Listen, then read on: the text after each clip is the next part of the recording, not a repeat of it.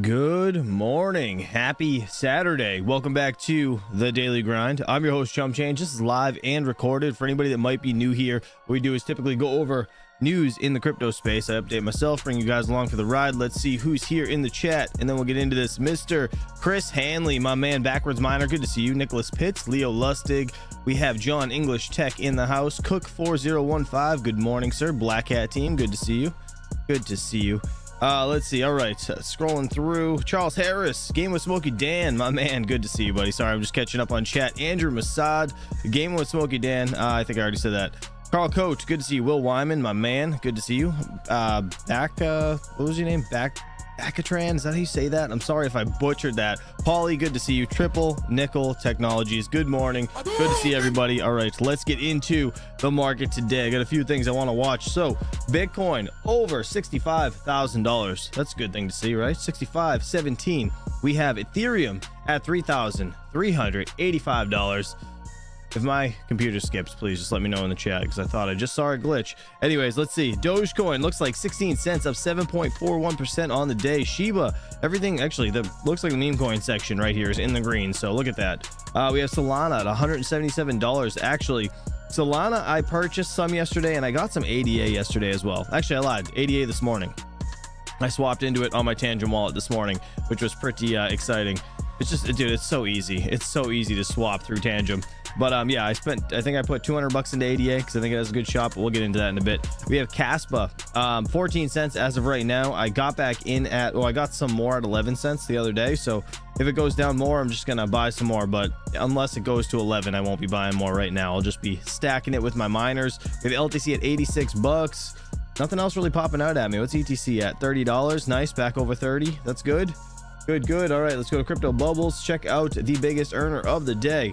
Looks to be Bitcoin Cash. So apparently, if you guys don't know, on the 1st, today's the 23rd, right? So on the 1st, I think is it Coinbase launching futures trading or something on Bitcoin Cash, Dogecoin, and something else. I forget. We went over it the other day, but nonetheless, that's that. Looks like we have Conflux up 5.7% today, 44 cents. We have Gala up it's up 12.1% to 6 cents. Sorry. Excuse me. WorldCoin 11.1% on the day. Looks like Dogecoin 8.6 up on the day, again 16.5 cents. Floki's up 11.6%. Jupiter's been doing pretty good lately, 4.9% up on the day, $1.23. Does anybody hold Jupiter? Let me know in the chat. Good morning, the one who was. Good to see you, buddy. Good to see you. Yeah, it's my first purchase of ADA, so we'll see how it goes. Whatever. All right, we have Toncoin up on the week, biggest earner on the week, 11. Oh, hold on. DJ Death Star with DJ Mine screaming in the chat. Thank you for the $5 super chat. He said gram mining is going to end soon. The last of the contracts are running. Check CoinGecko for the price. 7-day outperforming most of the market. Appreciate the super chat. Thanks for keeping the stream alive. And yes, there was some BS actually yesterday. You know what? I'll open Discord at the end just to remind me, and we can look at that. Ton looks like it's the biggest earner on the week at 28% up on the on the week, right? Stacks STX 26.2%. Sorry, it threw me off a little bit. Jasmy 13% up on the week. Actually, Jasmy's another one of those coins. Is that a sleeping giant? Does anybody know? I know a few people told me to get this way back, and I never listened to them. It's a big for me. Stupid. FTM, Phantom. I mean, realistically, you can't get into every single coin you hear about, but Jasmy is probably one of those ones I should have listened. $1.11 on Phantom today. HNT is down 20.8%. We have Bonk down 22.7%. Hex is down 33.5%. Bruh. Terrible. Is that shit still going on with Richard Hart guy? Anyways, flashbang. Let's check. 73 on the Fear and Greed Index. Not too bad, guys. It's going below 75, which is a good thing. So right now, buying opportunities for me. I think we're gonna see this shit spike into the 90s once the halving actually happens, probably a little bit afterwards, but I guess we're just gonna have to see, right? Nobody actually knows what's gonna happen. Shit could like crash tomorrow, or it could go to $1 million tomorrow. We don't know. It is what it is. Anyways, all right, over here, top 10 coins by coin market cap. Over on CoinGecko, we have Bitcoin, Ethereum, Tether, BNB, Solana, XRP, Lido staked Ether, USDC, Dogecoin, and Cardano. Dogecoin's in 9th place. Look at that. Wow. $23.9 billion market cap. ADA Like I said, I was having a pullback, so that's why I decided to get some, because I don't have any. I never had a bag of ADA for whatever reason, but it looks like it's been down the last couple days. So I was like, you know what, probably a good shot to get into this. $22.3 billion market cap.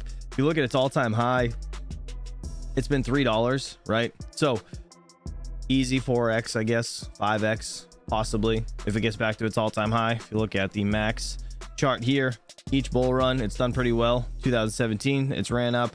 2021, it's ran up. I'm expecting a run on this coin as well. Not trying to give financial advice, but that's what I'm doing.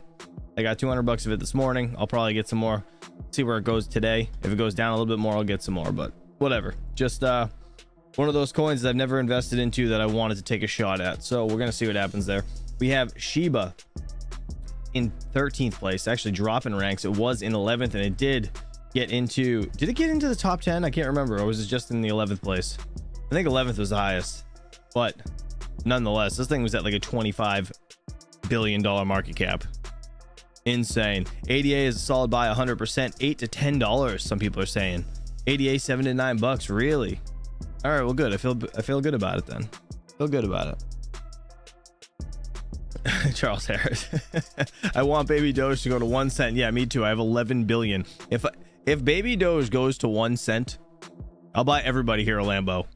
Because literally there is like, I don't think there's any chance of that happening. But let's be real, you can hold me to it. I will do it if it happens. It's a write-off anyways. We have Ethereum Classic, looks like it's in 30th place. We have $30 over here. I like Ethereum Classic. I think it's going to do well when the ETFs hit. We have Render in 32nd place at still above $10. $10.89. Holy shit. It's holding up pretty well.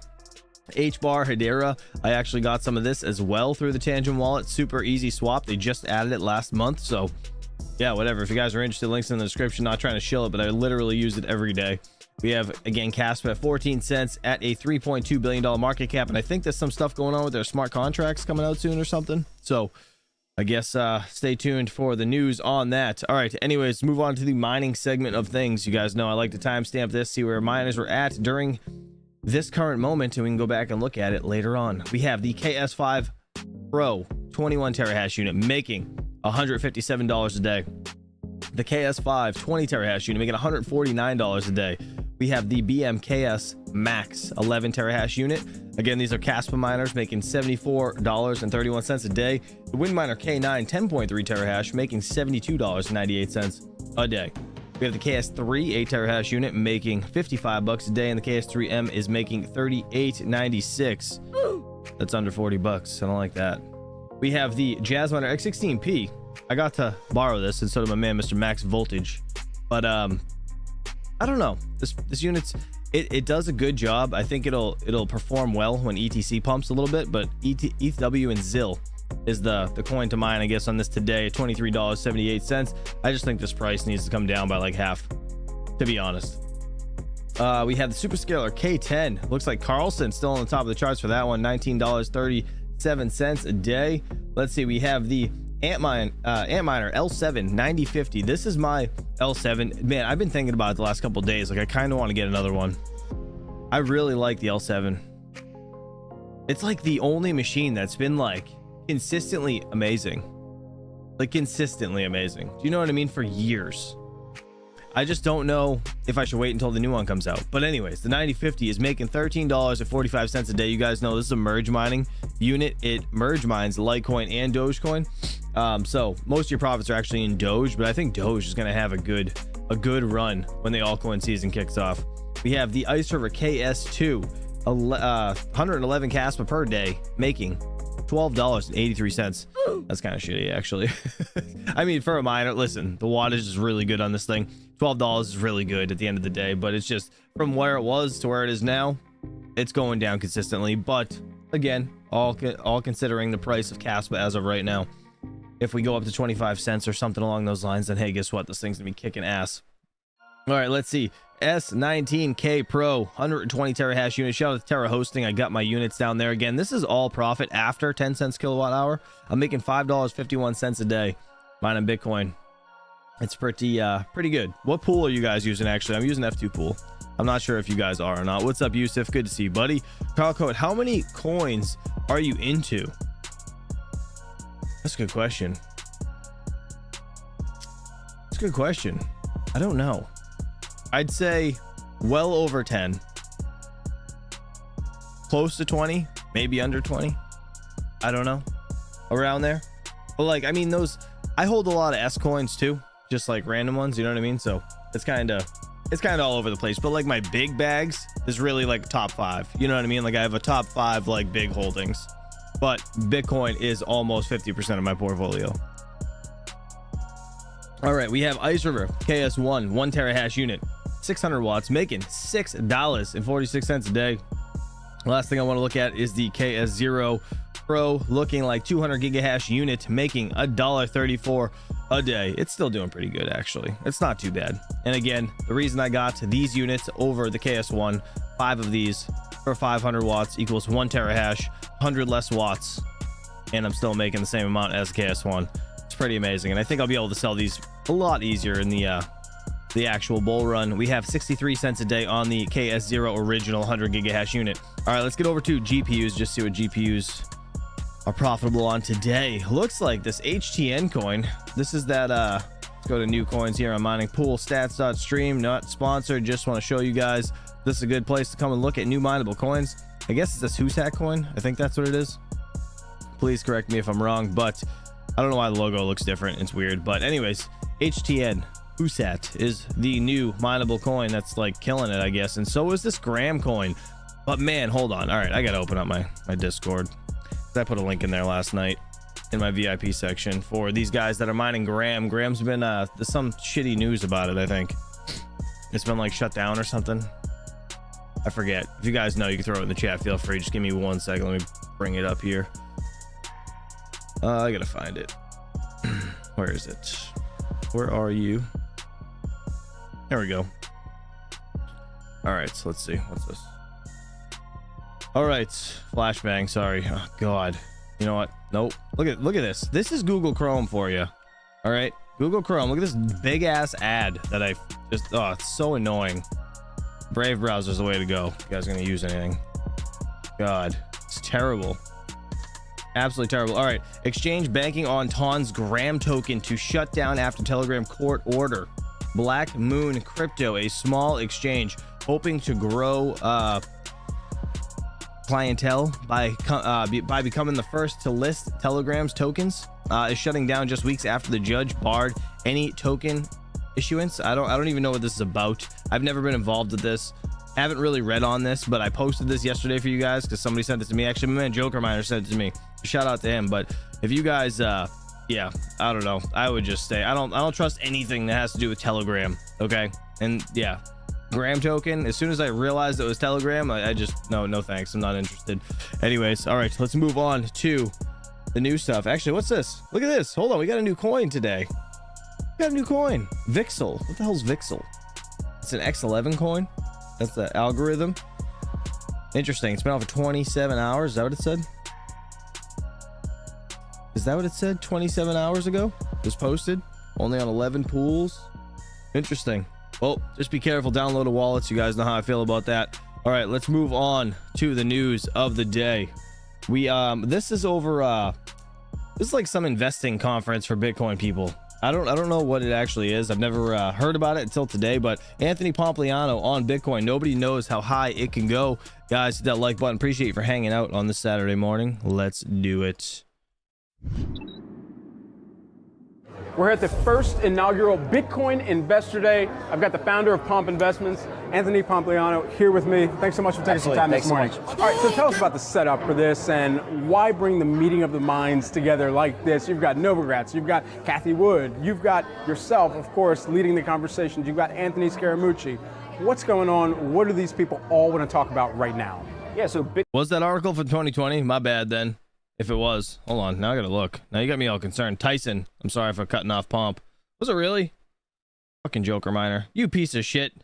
Joker Miner. No, I didn't mean to do that. I meant to do this. Bruh. God damn it. God damn it. Billy sent me this. I don't know. Anyways. I don't trust Telegram. God damn it. You know what? I don't trust Joker Miner either now. He's out. Get him out of here. Get out of here.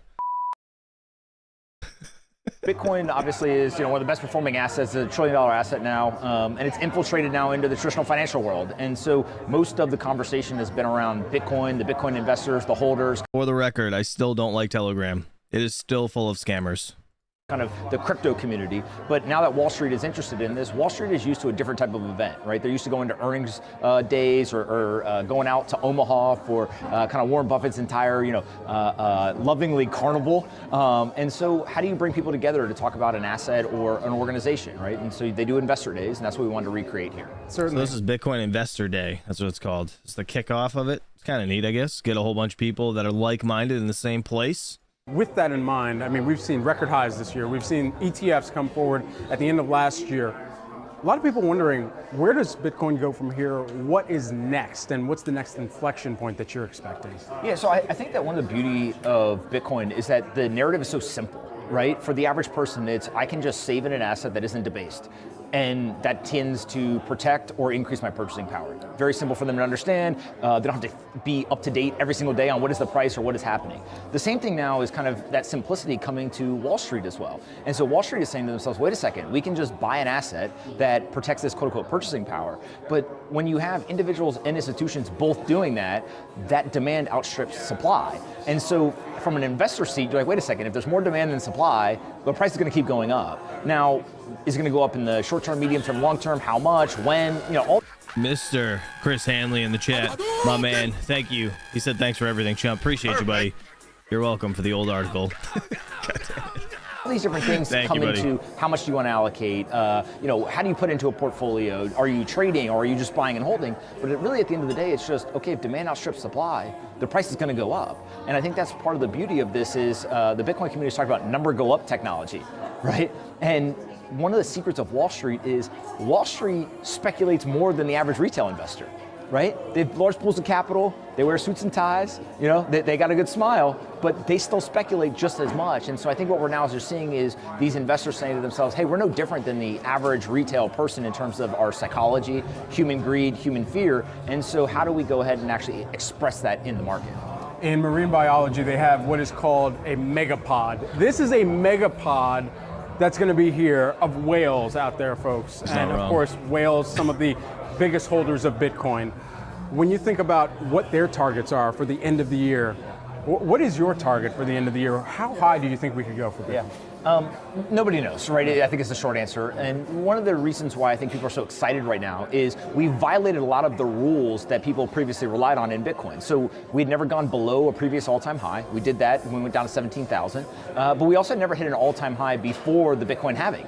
And so now we've violated that rule. And so being at an all-time high, going into a halving where the supply is going to get cut in half, I think people are like, oh, this could be different, right? This could be higher. Is that a typical event, though, that we should be anticipating? So I think what it just means is like we're in uncharted territory. Now, of course, people who hold Bitcoin are going to look at that optimistically and say, hey, that means the price is going to go even higher than we thought it was going to go. Another way to look at it, though, is just if we're in uncharted territory, anything could happen. Right? And so, one of the scenarios people don't talk about is maybe we just go sideways for a long time. And that'd be kind of boring, right? And so I don't know what's going to happen, but I do think that, again, the beauty and the simplicity of Bitcoin is that it is the full expression of kind of your economics 101 class. And in finance, I think a lot of people talk about being a free market, kind of investor or theorist, etc. Oh boy, we got another super chat. Let me see. Sorry, I was looking at something. We have Overcome 70x7. Appreciate you for the $4.99 super chat. He said, would you be relieved by a correction to like 50K? Honestly, I think a correction to 50K isn't out of the realm of possibilities. I think we might see something. I do have limit orders like all the way down to 48K actually. So I would like it, but at the same time, it's going to cause a lot of panic bullshit FUD in the market. And then it just stretches out the all-time high longer, or the newer, Supercycle all-time high longer. But most of the assets on Wall Street are not free market assets, right? There's circuit breakers, there's hours of operations, there's all these things that happen. Bitcoin seems to be the most free market asset that we have, and so things like supply and demand, just the pure, if there's that more demand and you're going to cut the supply in half, the price should go up much higher. Yeah. One last question before we let you go. I see that American flag pin that you got on you, and when we think about the year of elections that's taking place internationally, more than half of the world is expected to vote in some fashion or another or take part in elections. What does that mean for crypto? What needs to happen in order for it to be more accepted come November here in the US and even more so internationally? So I think some of the most recent kind of surveys show somewhere between 15 to 20% of Americans have played with crypto, hold crypto, invested in crypto, et cetera. So obviously that's a pretty big portion of the constituent base. But on top of that, now you also have politicians that realize, wait, this isn't just like trying to appeal to the voters. I may actually need the technology, right? And so we have seen many countries around the world say, wait a second, should we be evaluating this for central bank reserves? Should we be looking at this for our national pension funds? Should we be looking for our sovereign wealth fund to get exposure? And so it is now becoming a conversation not only on the geopolitical level, not only on the economic level, but then also there's social implications to it. And so in the United States, one of the most interesting things is there's a wealth inequality gap. That wealth inequality gap, if you really look at it, right, it is not about money, payments, spending, kind of all the things people like to point to. It's about education. 50% of Americans have investable assets, 50% don't. The people who don't end up being on the wrong side of that wealth inequality gap. The people who do have investments end up being on the right side of it. And so if we could just teach people to invest or get out of a currency that's being debased, then naturally they will benefit from inflation and the debasement of the currency. And so I think that's what politicians are starting to wake up to, is they're saying, wait a second here, if I can actually help my constituents and I can put them in a better financial position, I'm probably gonna have a good job going for a couple of years here.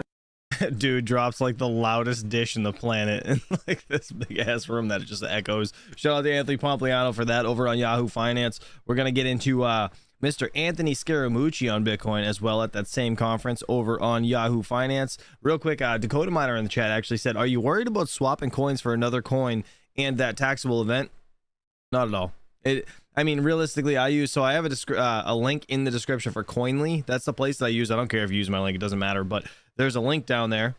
Go there, and you guys, when you input all of your tax stuff, it actually it'll do everything for you. Like, you don't have to worry about nothing. Like, literally, once the stuff comes out of this wallet, goes into this wallet, like all your cost basis is all accounted for. Your again, your cost basis, and then your I guess unrealized gains are all right there. Like, everything tracks everything for you. So it's like Coinly makes it stupid easy. I'm not sponsored by them. I've used them for the past 3 years now, and it works out great. So I have no issues. I know Panda uses it too, so I'm sure he has a link, and I know Mr. Max Voltage has a link as well. All right, guys, that like button. Let's get into Mr. Anthony Scaramucci over here at this Bitcoin Investor Conference. Let's do it. We're back here live at Bitcoin Investor Day. I'm here with Anthony Scaramucci, the man who needs no introduction, of course, of Skybridge Capital fame. Anthony, thanks so much for taking some time. Good to be here, Brett. Thank you. Absolutely. Okay, we've got a big day, a lot of energy here. What is, and this is what a lot of people are trying to figure out here at this conference and even beyond, what is the next inflection point for cryptocurrency and for Bitcoin that you're tracking? Well, first thing I want to say is congratulations, Anthony Pompliano, for the conference, because this is layered. You have individual investors here, big name institutional investors. Wait, did Anthony Pomp put this together? And I think what the Pomp is trying to do is make this accessible to everybody. Sick. And so I really do believe that's the next step. We had a retail explosion in Bitcoin demand in the beginning. It's now flipped over where institutions are comfortable because they have an ETF that they can purchase, been green-lighted by the SEC, and you have the halving coming up. And so at some point, late April, call it around April 20th or the 22nd, you'll cut the supply of new Bitcoin entering into the market by half. You'll start spitting out 450 Bitcoin a day. And if you have this pace of demand, that should push the price up a lot. But remember, I would have never guessed that Grayscale would have been cut in half 2 months into the Bitcoin ETF approval. So what do you really? He didn't see that? He didn't see that coming with their freaking ridiculous fee? It's literally 6 times more than BlackRock. They have like, BlackRock has like a 0.25% like interest allocation or some shit, and or whatever the hell they call it. And Grayscale has a 1.5. Like, obviously people aren't going to want to stay there. Think's behind that right now, because that's something we're I think tracking. it's a combination of things. I think bankruptcy trustees at places like Celsius. Charles Harris, real quick, dude in the Discord claiming to be Chump, of course. So like there is scammers trying to beat us in here, but the main reason I say like Telegram's worse than Discord is because you always get those comments all over YouTube. It's always Telegram. I always get emails, Telegram. Like, it's just so much Telegram shit. It's ridiculous, but it does happen with Discord too. It's ridiculous. All right, thank you very much. I will take care of it. At places like FTX, Genesis, we could name them all, are flooding the market with their GBTC, and they're just trying to get a price above 60. So they're flooding the market. Is that what you've heard, that FTX is? I think FTX is already out. I think they sold a few weeks ago, but these other guys are still selling. And then I think you have the garden variety person that's been in GBTC who, accepted the 2% fee because there was no other game in town. And now they're like, wait a minute, I can go to a 21 basis point fee. So if it's an IRA, 100% they're moving that day. And then it's just a question of how much taxes you want to pay for taxable accounts. So, you could have another 15 days of selling before you see this thing calm down. There was an interesting stat that Mike Novogratz of Galaxy brought up during his fireside chat, and it was about the great wealth transfer that we're set to see in the next few years here. $84 trillion in wealth owned by U.S. baby boomers, and they largely invest through registered investment advisors and whatnot. If we see a great wealth transfer, what does that hold for Bitcoin in the near future from your perspective? So I'm going to give you an example from Web 1.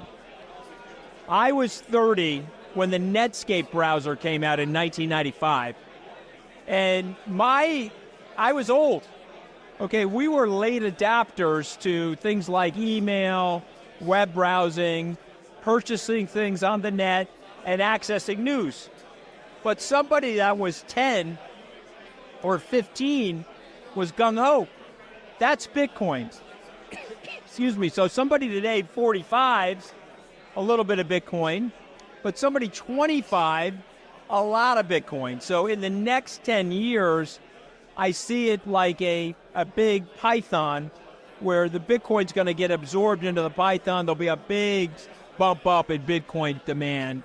And that's coming inside of the next decade. This is why people like Michael Novogratz or Kathy Wood, they see a $1 million Bitcoin. And by the way, just remind everybody, a $1 million Bitcoin is a $21 trillion marketplace.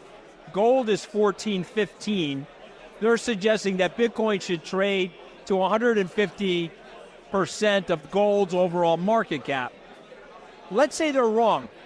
Let's say it trades to its market cap or half of what they're saying. That's still inside of the ballpark of what I would consider digital gold. Now, if somebody like Safedin Amos is right, you could end up in a situation of hyper fiat currency inflation where people start relying more on Bitcoin because of the hard nature of the asset.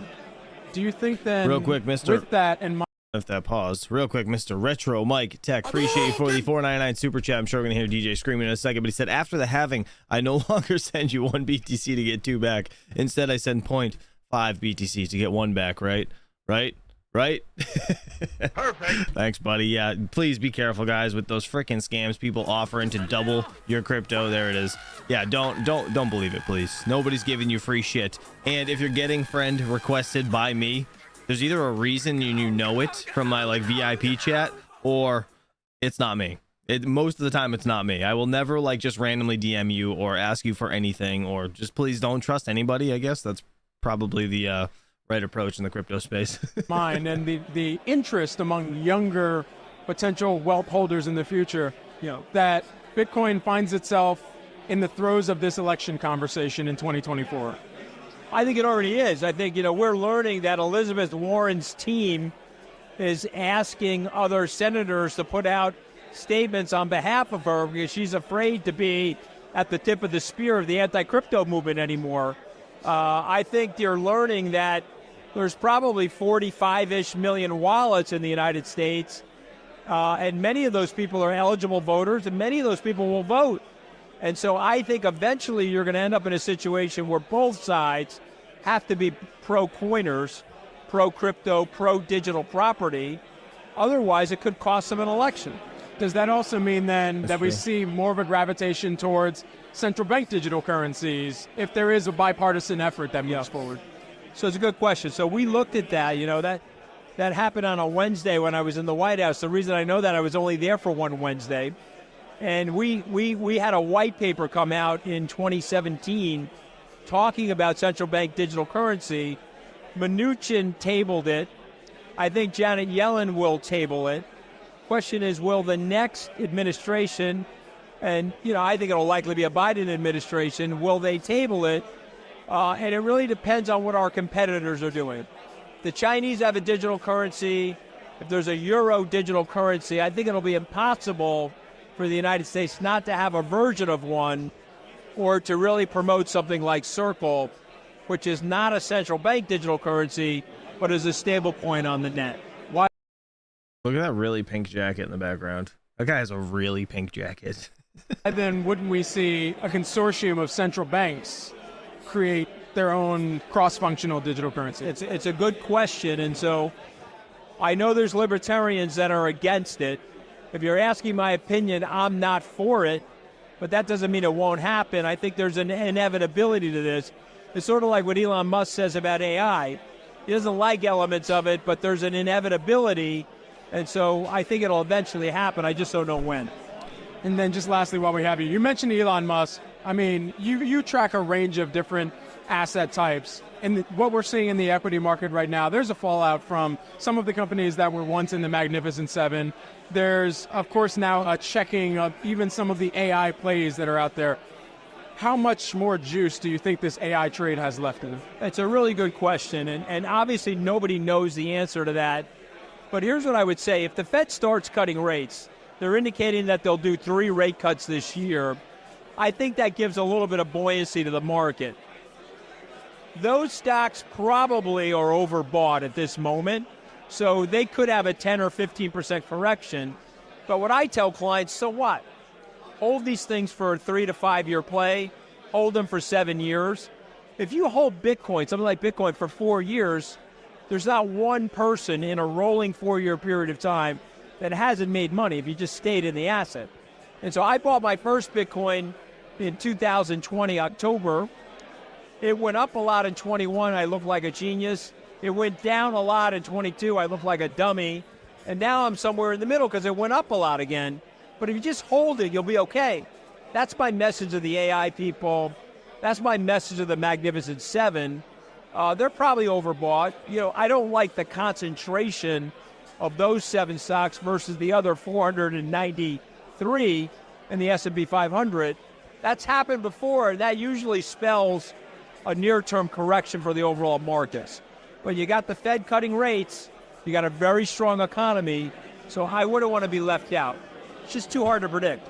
Anthony. I don't know. I like Anthony Scaramucci, so shout out to him for coming on Yahoo Finance. Again, he was like the White House Director of Communications for like a brief time in 2017, I believe. All right, so let's move on. Crypto World, CNBC Television, Bitcoin drops 8% in a week as volatility spikes to near 1-year high. Let's see what they got to say over here. Guys, that like button. Appreciate you for hanging out. Today, Bitcoin's volatile trading continues as we close out the week. And Crypto World takes a deep dive into companies looking to use blockchains to change the way people buy real estate. Good morning, D-miners and all set. Good to see you guys. Perfect. Welcome to CNBC's Crypto World. I'm Tanea McKeel at Bitcoin Investor Day in New York City. Look at that. So this is in New York. Nice. Does anybody go to this, actually? Is anybody from New York in the chat? Let me know. Volatility still ruling the crypto market as Bitcoin slides to close out the week. By noon Eastern, the cryptocurrency tumbled back down to the $63,000 level after investors tested the $66,000 mark just yesterday. Ether, meanwhile, we're back up to like 65 right now, or 64.8, I guess, as of right now. Dropping back to the $3,300 level, while XRP slumped to 61 cents. Over the past week, Bitcoin's given up nearly 9% and Ether's dropped more than 11%. Experts have been preparing for a correction after Bitcoin's all-time highs, and they say this volatility could last for the next few weeks, at least until the halving. Now, despite the recent whipsawing, the mood among the more than 500 institutional investors, capital allocators, and entrepreneurs here still seems largely positive. We've had crypto leaders from BlackRock, Brevin Howard, Fidelity, and more on stage today so far. I'm hearing a lot about portfolio construction, investors discussing allocation, correlation, and how to value Bitcoin. I want to zoom in a little bit on some comments from Robbie Mitchnick, BlackRock's head of digital assets. He said that while Bitcoin is a risky asset, it's not a risk-on asset. Also, with the excitement of this year's rally, you may see or hear conversations about institutions making big allocations to Bitcoin. Mitchnick said, anecdotally, he's still seeing between 1% and 3% from clients.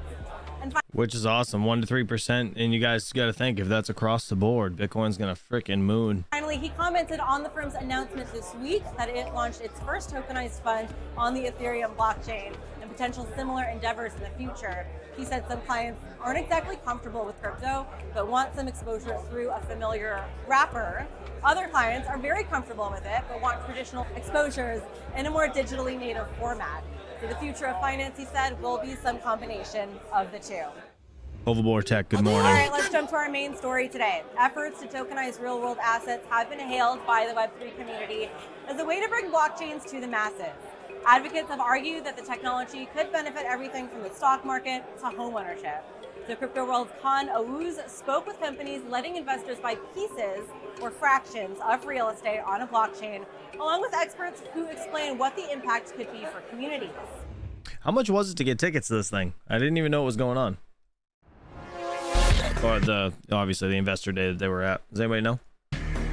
This is New York City's East Village, and I'm standing in front of 13 East and West. In 2018, it was Manhattan's first property to try a new approach to ownership. Fractions of the condo tokenized on a blockchain. The effort was put together by companies Propeller and Fluidity as an alternative way to finance the development. The move was lauded by the Web3 industry as a way to take the technology mainstream, but the project ultimately failed. A lot of people still don't really understand, oh, what are the tokens? What does that actually mean? And it's just sort of a novel concept. Despite that setback, there are companies operating today that believe the technology can change how we interact with real estate. They're on a mission to let homeowners more easily tap into the value of their homes, or even just let people buy real estate in a time when many feel it's harder than ever to purchase property. Oh, this is going to be really exciting. Key benefits of investing into fractional real estate are you don't need the $100,000, the $200,000, the $300,000 to get started. How'd that guy get my wallet? Bruh. In it. This can take form in concepts like tokenized rental properties. We turn houses into tokens that anyone can trade. On Lofty, a rental property marketplace, investors are able to spend as little as around $50 for one fraction of a given property. The properties are owned by an LLC, which is governed by a decentralized autonomous organization, or DAO. This means that all investors get to vote on key issues, like selecting a property manager. Everyone is an active manager. And so as a result of that, legally speaking, the DAO itself on paper has no manager. It's managed by a smart contract on the blockchain. Essentially, any decision to operate or manage the property is decided collectively. This just reminded me, did you guys ever see the meme where it says, "Are you childish?" and there's yes and no boxes and somebody draws a penis in the no? I don't know why that just came to mind, but it's hysterical. By the group voting. There's always governance votes, whether it's to make repairs, change property managers. You know, there's always a vote that comes forward. Vesta Equity is a platform taking a different approach. Homeowners can sell a portion of their home equity to an investor by tokenizing what's called a home equity sharing agreement. This lets the homeowner get cash by selling the token, and the investor can make money through future appreciation of the property, which raises the value of the token. If you are a homeowner and you've paid off a mortgage and spent your entire life paying off a mortgage, you need to access that equity again. Why is it that you have to go back into debt? So what we've created... That's a really good point, actually. That's a really good point. You work super hard to pay off your mortgage, and then to take the equity out, you have to get back into debt. Basically, because you got to go back to the bank and get more money against it, right? Is a solution whereby the homeowner can tokenize their asset, access whatever amount of equity they want to access, and then through our marketplace, we partner them with investors who want to invest in that asset. Homeowners can tap... I feel like that's really hairy, though. I don't know. That's kind of... What do you guys think about this? That's kind of interesting. ...into their home equity by selling a token representing a portion of that equity. Vesta says... How does that work? Like, how does that work? Like, how do you stop the person being like, eat shit? You're not owning a piece of my house. I don't really understand that, actually. That's kind of weird. This lets the homeowner access the value of their home without borrowing money like they would in a home equity loan or line of credit. The agreement also protects the investor by preventing the homeowner from selling below market value. The homeowner maintains residential rights, and as they would in a mortgage situation, they still have to pay their taxes and they still have to pay maintenance and insurance. The investor does not have the right to go and live in the house. It doesn't have the right to go and reside in the house. It's really you got to think of it as they're a silent partner, a silent investor in your home. If the homeowner decides they want full ownership of their property, they're able to buy their share back at market value. Now, both Lofty and Vesta Equity have secondary markets to give investors even more liquidity. It's really the transactions and the secondary trading between owners that is really unique about this model that you didn't get with traditional real estate, just because of how difficult it is to transact and move the assets around and how expensive it is. These platforms might be seeing millions of dollars in transactions, but there's still a question of how they can operate within U.S. regulations. The U.S. Securities and Exchange Commission went after crypto firms following the 2022 meltdown, including companies that offered what it deemed unregistered securities. This left the industry scrambling to determine what is a security and what isn't. Most of them are actually taking the real estate that they want to tokenize, putting it into a company like a limited liability company, and then issuing tokens that represent ownership in that company. Yeah, I'm not sure how I feel about this whole thing. Kind of weird. It's kind of, Yusuf said you can squat in New York for 2 years. yeah. So I guess if you sell 51% of your tokens, you're not just gonna get booted out of your house because they can't. Directly owns the real estate, so you have an indirect exposure to the real estate. That I think is a security, and I think the SEC would say it's a security. To me, a more interesting question is, can I actually do this where I'm really splitting up the underlying asset? And companies have differing interpretations of regulatory compliance. Lofty's business model, despite there being tokens, isn't actually that novel, right? Like, what are you actually owning and what are you legally buying? You're buying units in an LLC. LLCs have existed for decades. It's not a new concept. And the idea of you and a couple of family members or friends or colleagues from work pooling money together to buy a property and then operating it together, that has never been deemed to be a securities in this country ever. And it's never been deemed to be a smart thing either, because one wise man once told me partners were for dancing, and that's I've taken that to heart with everything. We took the approach to be regulatory compliant. We have when it comes to money anyways, currently under Reg D, which means only accredited investors and institutions, financial institutions, can buy the assets at this point in time. And once we build out a large marketplace, we'll open up to retail and file under Reg A. Now, that doesn't mean that I think this is a security. I think the SEC needs to go back and say, look, there's all these digital assets. Maybe we need to have sort of a whole range of definitions for different types of securities. The idea of trading shares of a property isn't totally new. Publicly traded real estate investment trusts, or REITs, are securities that let investors buy shares of a company holding commercial property. They've been around since 1960. It's very similar, but the goal, as I understand it from most of the entities that are coming out now, is to more focus that on specific properties. So people can buy $50 of Rock Center. Now you could do that in a REIT too, right? They're single asset REITs. So in some ways it's very, very similar, but in other ways the goal I think is much different. But it's not just about the investors. Real people live in these properties, and it might be too early to tell how tokenization will affect communities. I've interviewed a couple of people who are investors with one fractionalized real estate investment platform, and they all suggested to me that the properties were in what they called lower class neighborhoods, or that the assets were of low quality, that there were a lot of evictions. Corporate owners of rental properties, especially single-family home rentals, have faced growing scrutiny amid a U.S. home affordability crisis. Democrats in Congress recently introduced the American Neighborhoods Protection Act to provide down payment assistance paid for by large corporate landlords.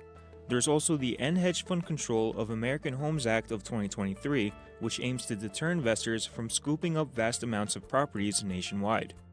Real estate... Yeah, Mr. Fully Electric in the chat actually just said, I actually like the idea. He said, it's like a line of credit without a monthly payback. You only buy back your shares if you want to fully own the value of your home again, getting tax-free funds.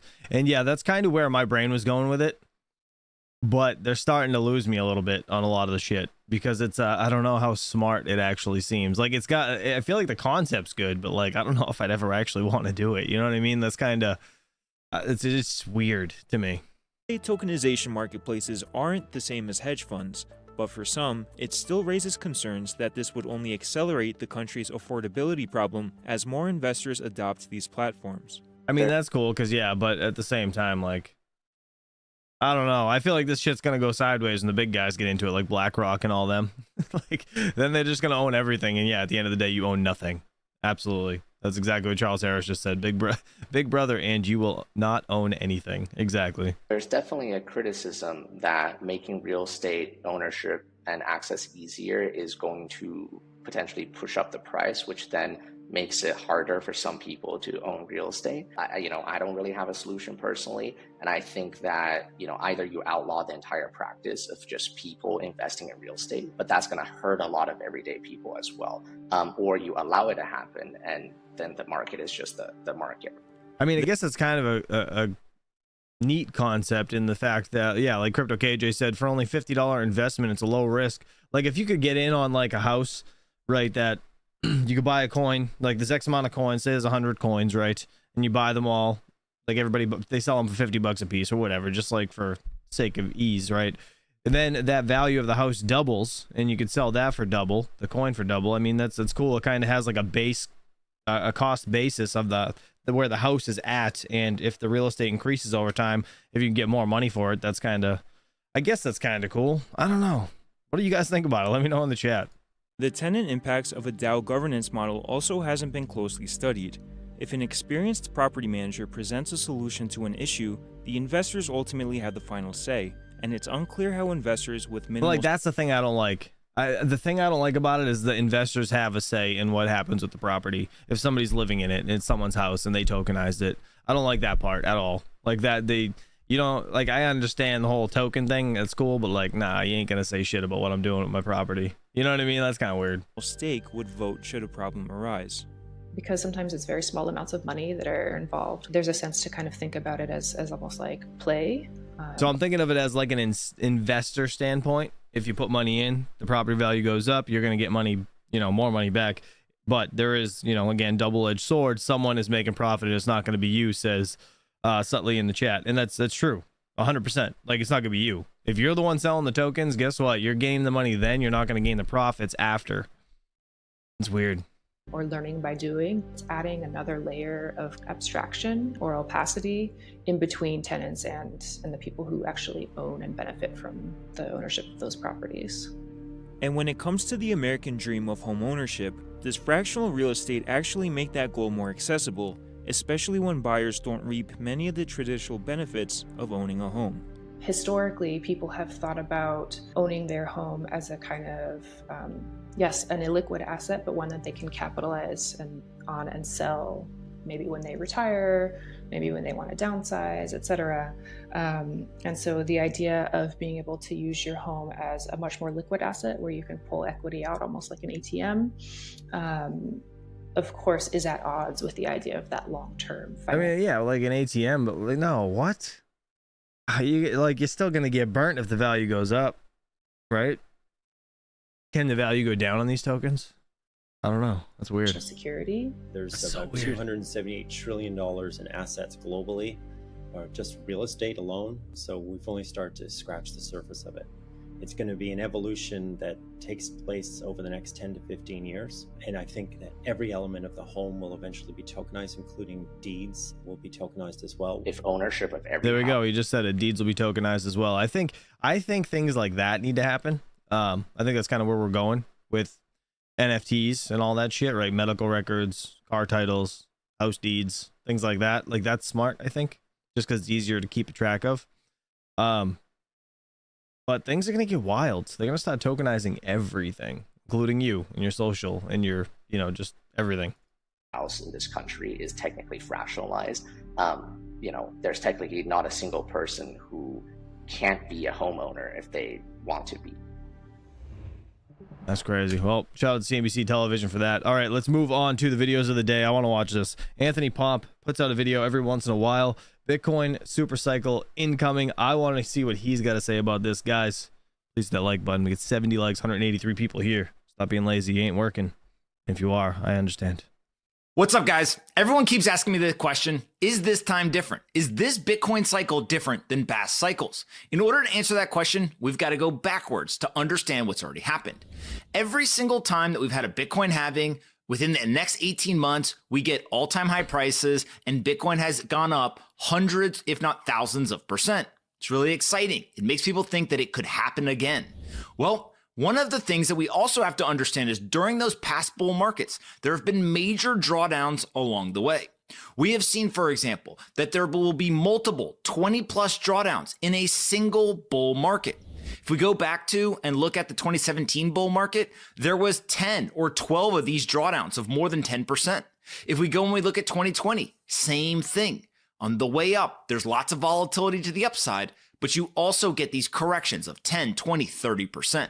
That's what you guys need to understand. There's always going to be corrections. Things can't go up forever, right? So naturally, when we get into the drawdowns like we are in right now, people ask, is this different? Should we expect that to have been the top of $72,000? You guys see that bull and that bear statue he's got up there? That's kind of cool, actually. Well, the short answer is no. The current drawdown that we're experiencing in Bitcoin is only about 15%. Historically, we've seen the average drawdown in the last two bull markets be closer to 20+%. Sometimes it can go up to 30%. And so naturally, a 15% drawdown actually means that we've had less volatility, not more, during this current bull market. Now, one of the other questions that comes up is that we have violated some of the past rules. Historically, when people talked about bull markets, they would say to themselves, okay, well, in the drawdown or the bear market, we never went below the previous all-time high price. As you know, in 2022, though, we violated it. We went below 20,000, which was the past cycle's all-time high. And so, does that mean this cycle is different? Well, then, on the way back up, we also violated a second rule, which was that we never get to an all-time high in Bitcoin's price before the halving. Two obvious facts. That's very true. Neither of those things have happened. We just hit a new all-time high, and the halving is still a couple of weeks away. So now we have violated two of the rules that everyone said never happens.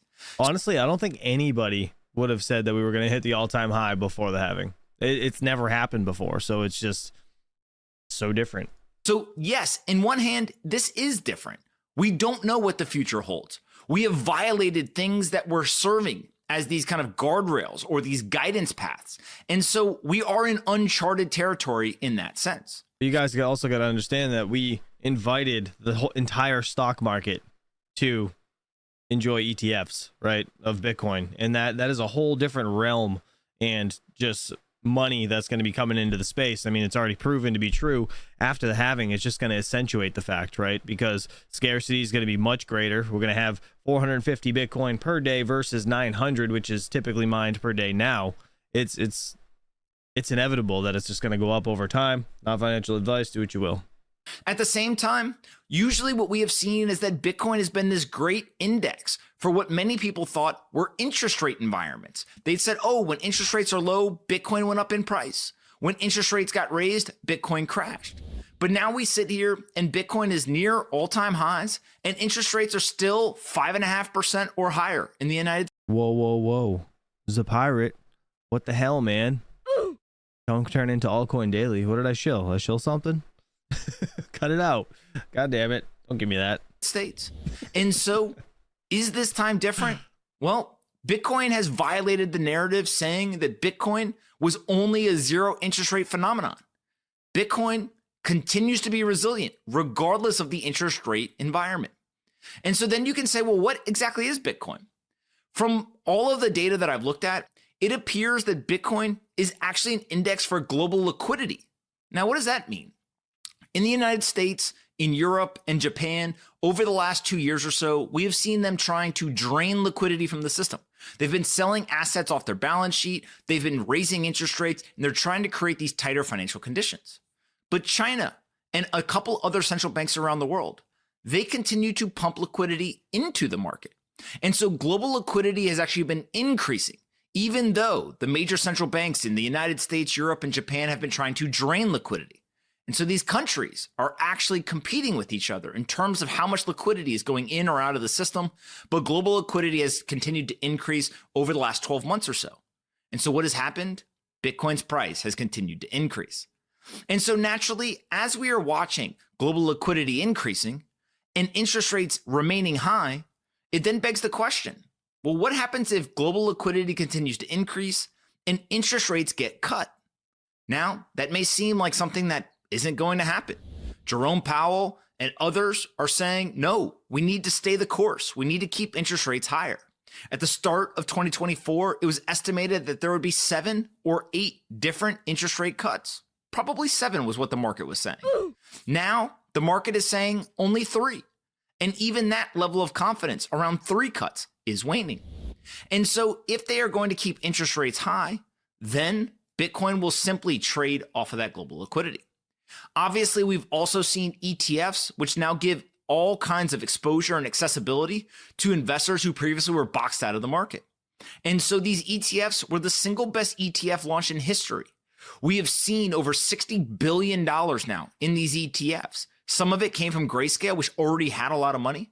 Some of it came from net new inflows into the 11 different ETFs that were all approved. But also some of it has come from Bitcoin's price simply appreciating. So, that's a good point. Real quick in the chat, Dakota Miner said, are banks going to enter crypto? I think they already got the approval to put some money into cryptocurrency. If I'm not mistaken, we went over that like last week. I'll look real quick. I'll see if I can find it. $1 went in when Bitcoin was at $42,000, and now Bitcoin is trading at $60,000. You'd have closer to $1.50 in these ETFs. And so naturally, Bitcoin continues to be something that people want. It continues to be something that people want to put in their portfolios, and it continues to be something that Larry Fink at BlackRock has called a flight to safety, a flight to quality. Now, why would somebody like that say those comments?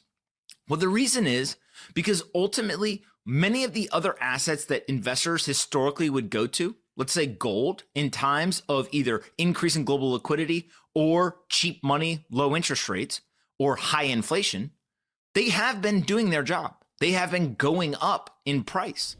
But gold at all-time highs is actually not up that much. We're talking about 10% moves. When in the Bitcoin world, we're talking about hundreds of percent move. And so naturally, when you have an asset that just has more volatility to it, if both gold and Bitcoin go up in price, but Bitcoin is going to go up more, it will naturally take some degree of the capital flows and bring them into Bitcoin. And so to answer the question, is this time different? Yes and no. It is different this cycle in the sense of who some of the players are, where some of the capital is coming from, in terms of hitting an all-time high before the Bitcoin halving, and also in terms of the macroeconomic regime. All of those things are different than what they have been in the last 2 cycles. But on the other hand, you still have a high degree of Bitcoin that is being held illiquid by long-term holders with strong hands. You still have an asset that is producing block after block after block of transactions. You still have a Bitcoin halving that is going to execute exactly as designed. You still have the application of supply and demand from Economics 101, where if demand stays constant and the daily incoming supply gets cut in half, you're going to have to readjust the price upwards in order to accommodate for everyone. And you still have the human nature and psychology of greed and fear. And so it's likely that we will get an exuberant, kind of frothy market on the way up. At some point, the market will get ahead of the technology, ahead of adoption, and ahead of the actual capital allocation. And then we will see fear set in, and the price will begin to crash. People will begin to sell, and Bitcoin will actually extend itself back down into a bear market. Today's episode is brought to you by Super. Nope. I don't know what that is. I'm going to skip it, though. /pump. So some of those things are not different. Bitcoin still remains the same asset. Mr. Fully Electric, thank you so much for the 5 gifted memberships. Appreciate you, buddy. Black Hat Team got one. Jason Lee Master got one. We have Shark Farmer, Blaine Anderson, and Joe Harvey. Congrats, guys. Make sure you link your YouTube with Discord to get access to a private chat. It still has the same mechanisms, and humans are still human. And so we're at this very interesting time period right now, where as we look at the cycles, it is different and it is not different. But then if we expand out past the halvings, we can also see that there are many major players to keep your eye on. The ETFs we've already talked about, but there's El Salvador being the first country to go and buy thousands of Bitcoin, almost 6,000 Bitcoin that they've purchased for their country. It's worth over $400 million today. They have announced plans to take self-custody of those Bitcoin, and they're going to keep them within their territory.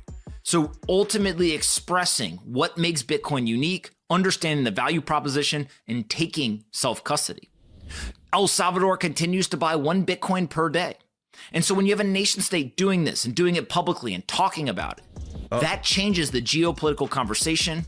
Other countries start to ask themselves, should we be doing this? And then they begin to think about what are some of the implications, both economically in terms of how much money they could invest, what could happen if Bitcoin's price continues to go up, how that could help their country. And then they think about what the risks are, both geopolitically. Are they going to change their relationship with the United States or other countries on that geopolitical chessboard?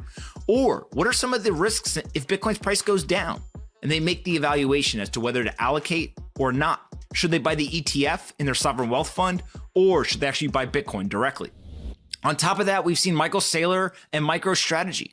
Michael Saylor and his team continued to acquire as many Bitcoin as possible. Those Bitcoin, he now owns over 1% of the entire Bitcoin network. Now, on one hand, there's people who are concerned about that. They say, wait a minute, somebody owns more than 1%. Isn't that a risk?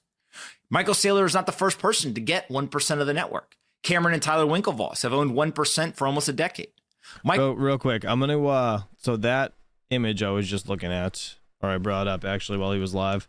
This is I don't know, something to do with the banks purchasing cryptocurrency. It's like a bill that passed a couple of years ago, and now they're saying that let's see, for regulated bank organizations, there have been several relevant developments during this 2-year period, including the GAO report issued in October, approval of certain spot Bitcoin ETFs, and the SEC's proposed rule on safeguarding advisory client assets that would cover the custody of digital assets if finalized as proposed. This is just like a bill they're trying to I guess get re-looked at or whatever, and this was on February 24th. I'll put this in the Discord if you guys are interested in reading it. But yeah, there's like a bill, I guess, that the banks want to be able to put some allocation into cryptocurrency and not get shit about it. You know what I mean? So I'll post this in there for you guys. Give me a second. MicroStrategy also is not Michael Saylor. Michael Saylor is the CEO. Michael Saylor is the leader, but there are other shareholders. There are other people involved in that business. And so it is less different, or it is not the same thing as if Michael Saylor owned the Bitcoin personally. And so as we look at ETFs, countries, corporations, we have to ask ourselves, are those players also going to do something different in the market now that we have some of the changes around Bitcoin? I personally don't think so. I think one of the things around Bitcoin that provides so much value and has created such incredible stability is the story of Bitcoin, the narrative of Bitcoin. Bitcoin is an asset that is apolitical, that is decentralized, that continues to produce the same number of Bitcoin every single day that was pre-programmed from day one, regardless of what the change in demand is. Bitcoin does not care that the ETFs were approved. Bitcoin does not care that Michael Saylor and MicroStrategy are buying up an incredible amount. Bitcoin does not care that countries are starting to acquire it. Bitcoin does not care that it hit an all-time high before a halving. And Bitcoin does not care what the regulatory environment is. Good point. Bitcoin as a system continues to execute the software exactly as designed.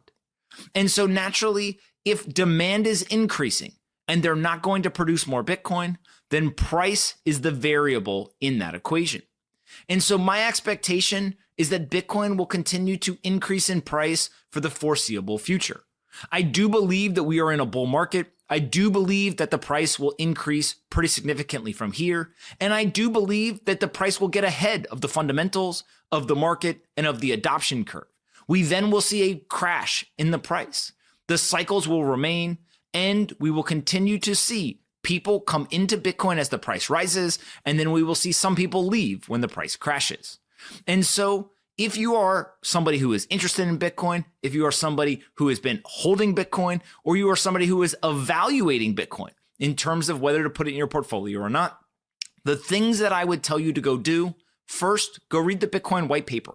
Understand what Satoshi Nakamoto was trying to accomplish, how Bitcoin is designed, and why it is so important. The second thing, if you want to understand it from an investment standpoint, is go and look at the risk reward that is provided by Bitcoin. When you see these charts, you'll see most traditional assets are all coalescing around the same risk reward kind of equation or metric. And Bitcoin is the outlier. It remains one of the most attractive assets in the world because it is so different than these other assets. For example, Bitcoin has been the best performing asset in the major macro asset class at the start of 2024. Bitcoin also had a 2.1 Sharpe ratio, which means that risk reward makes it incredibly attractive for people to put even a small tiny bit into their portfolio. And then the last thing that I would tell you to go look at is to go look at many of the people who have spent hours and hours studying the asset, studying the network, studying the technology, and studying the regulatory environment. Go look at what they have been saying. Listen to the podcast they're on, read their writing, look at the tweets, look at the conversations. You have to do the work in order to understand the assets and the markets that you invest in. That is true of anything, not just 100%. Bitcoin, but Bitcoin specifically, because Bitcoin is so different than other assets in other markets. And so the old adage in finance, know what you buy, is just as applicable here as it is anywhere else.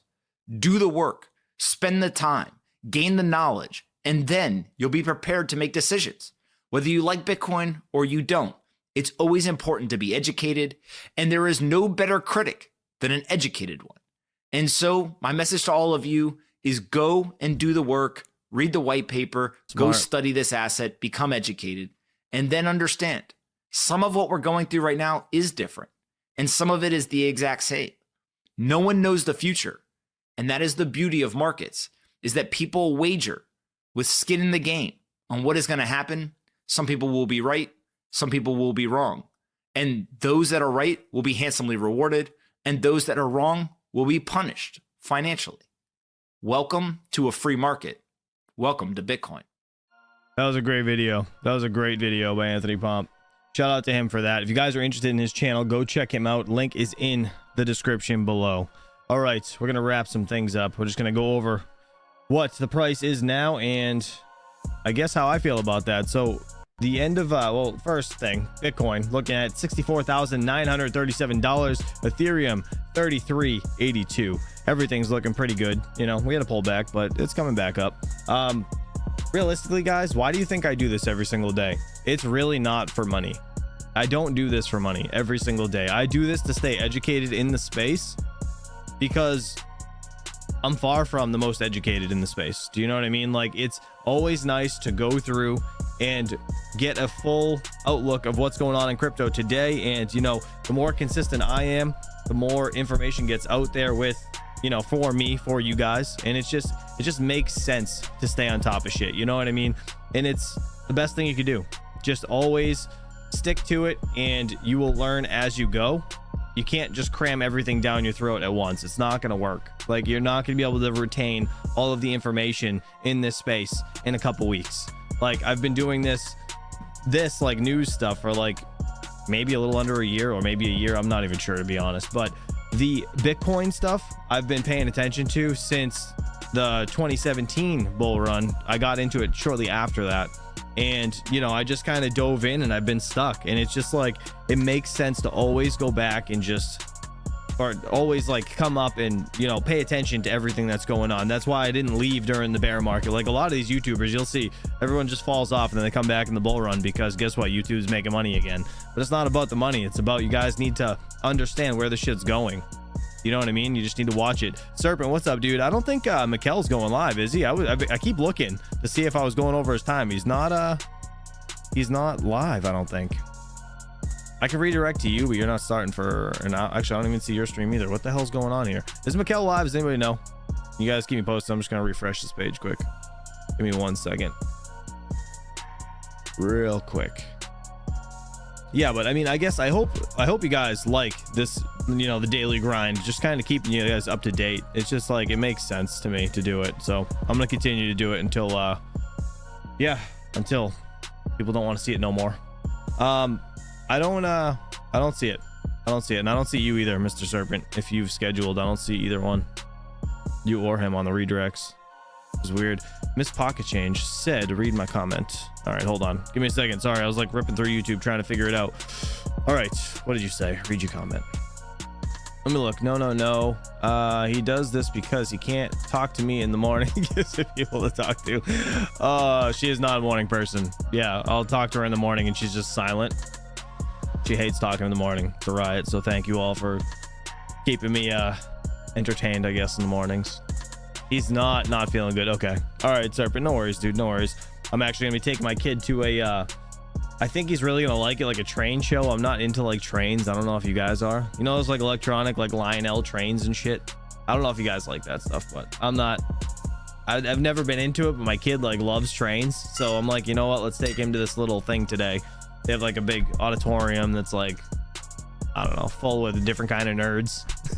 So it's gonna be interesting walking in there. You love trains? Yeah, dude, you know what, they're cool, don't get me wrong. Like setting them up, I never had one as a kid, but my wife actually grew up with one around the Christmas tree or whatever, and her parents gave it to us, so I set it up, and the thing like puffs smoke and shit.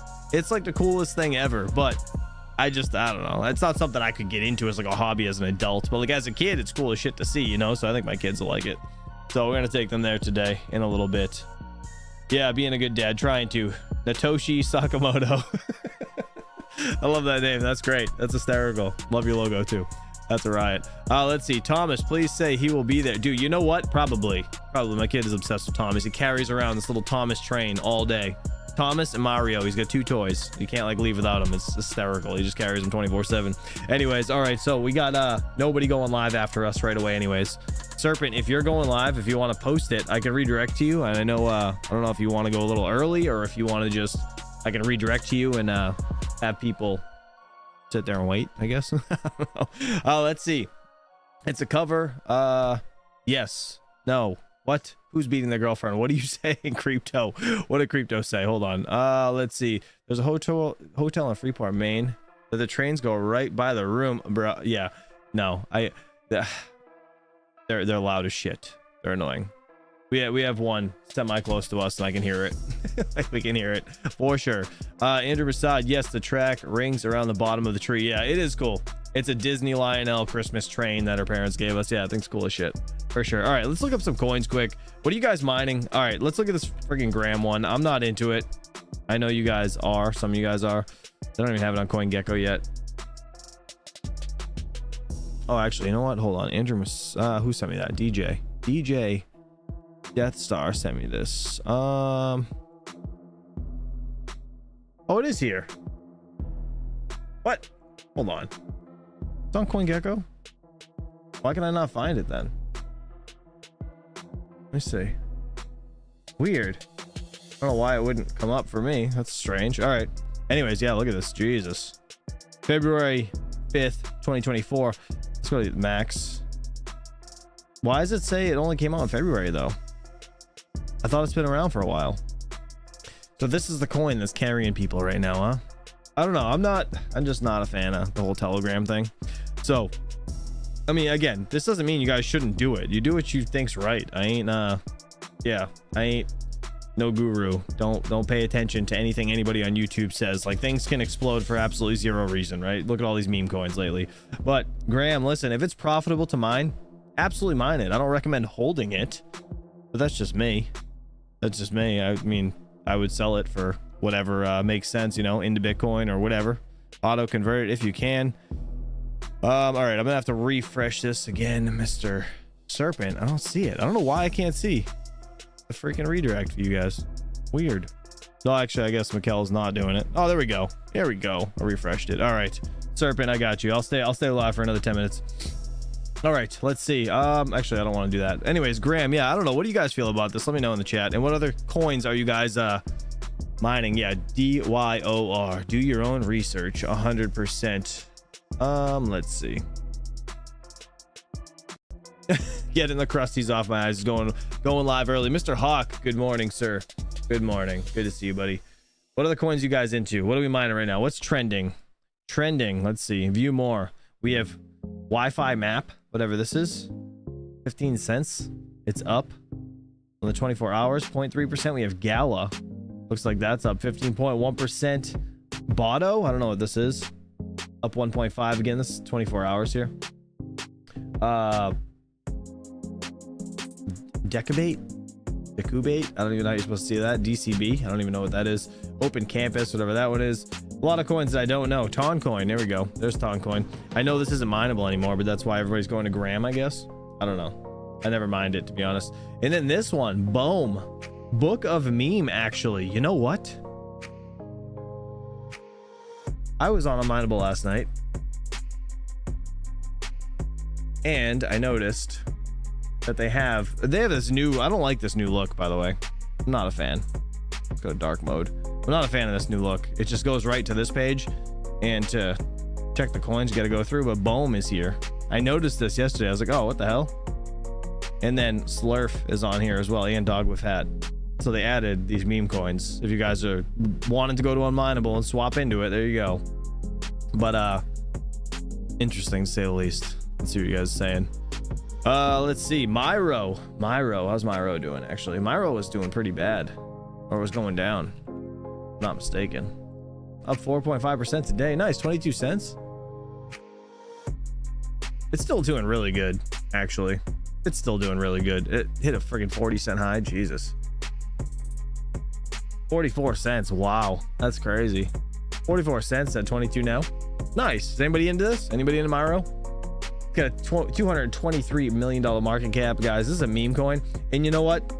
I didn't notice, and Fully Electric actually pointed it out. Look at this. Circulating supply on these meme coins. You guys got to understand. They're all out. All of these meme coins are out. All of them. Yeah, I heard about this Warthog one a while ago. What is it?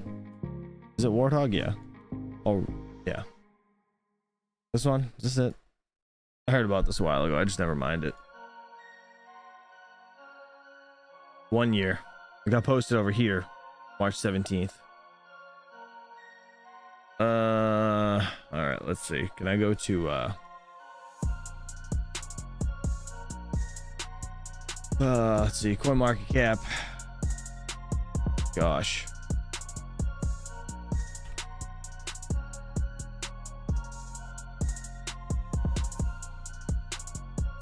Why is it not here? How do you find it here? It's got to be here. Am I wrong?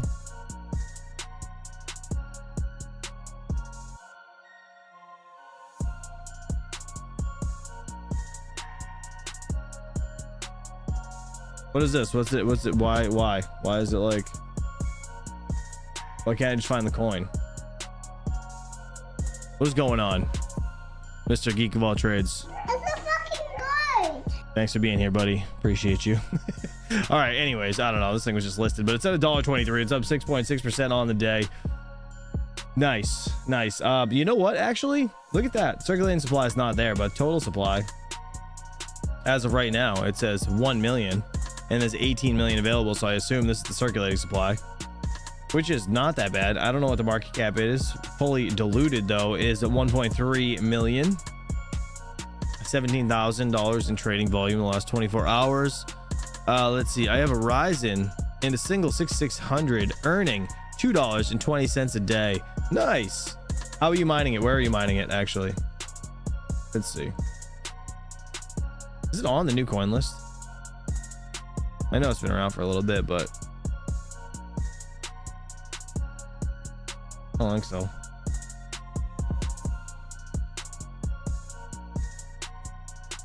It's only on one pool. POBW ACC pool. I never heard of this. Never heard of this pool. I know some people are mining it though. No, don't want to do that. All right, let's go to this. Let's go to this network. What is this? What is Warthog? Warthog is an experimental cryptocurrency with the world's first proof of balance work algorithm written by a group of crypto enthusiasts. It is meant to be a community effort, and everyone is more than welcome to join and will contribute. Who knows how big this project will be? So it doesn't do nothing.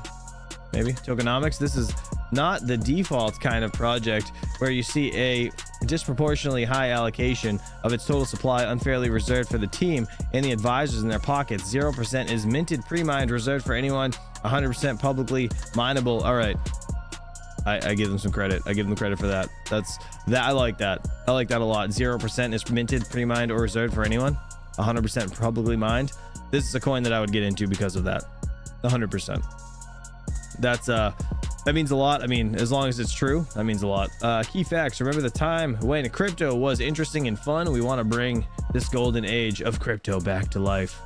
Look at this. No pre-mine, no team dev fund, 100% mineable, written from scratch, modern code base, and open source.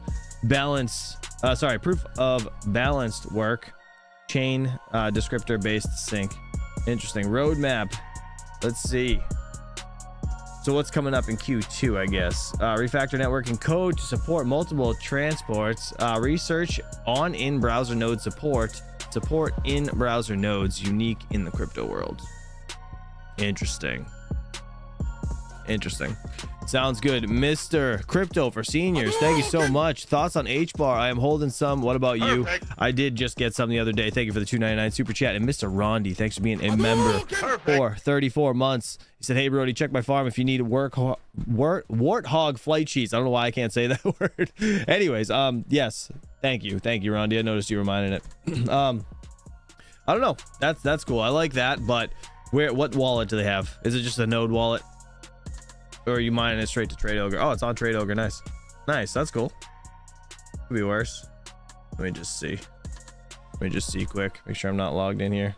Verify I'm human. Markets. All right, we're not. Let's do it. Nope. Where is it?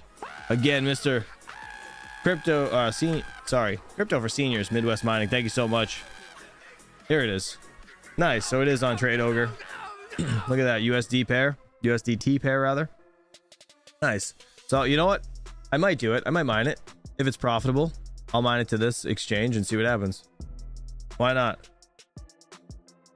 Rondi, I'm gonna send you my address. Swap those all over for me, will you? Actually, all right, hold on. What's the algo like? How bad is it? I've never mined it. How bad is it to mine this? What's the algorithm again? Let me see.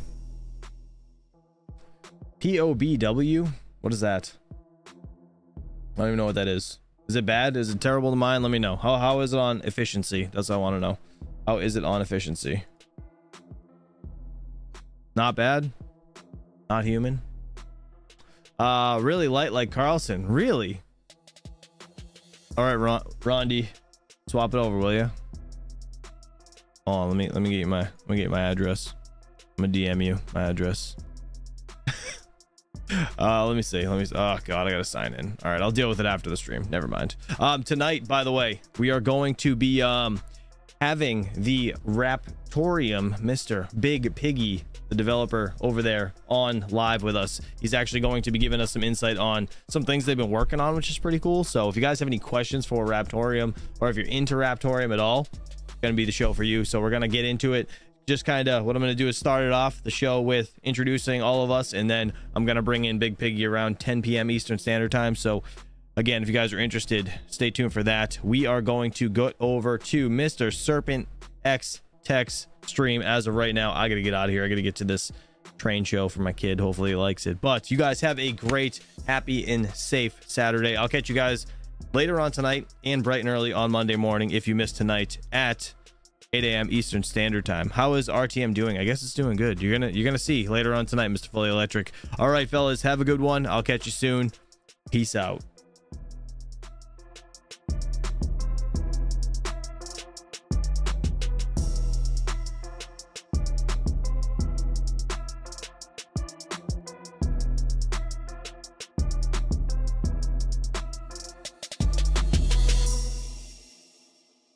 Eat shit, Gary.